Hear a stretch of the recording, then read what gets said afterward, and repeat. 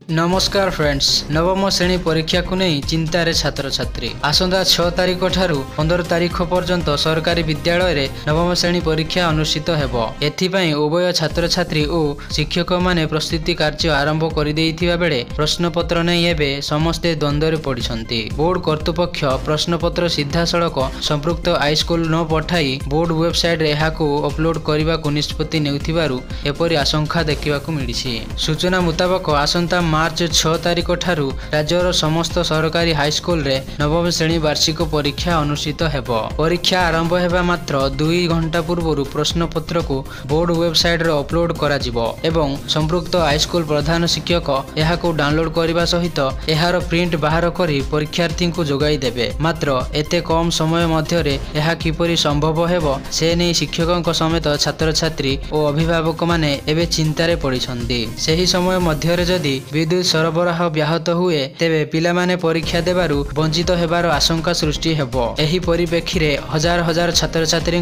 वैषयिक भविष्य गुरुत्व देई एहार एक विकल्प व्यवस्था ग्रहण करने को साधारण दाबी हेउछि बोली सूचना मिलिछि।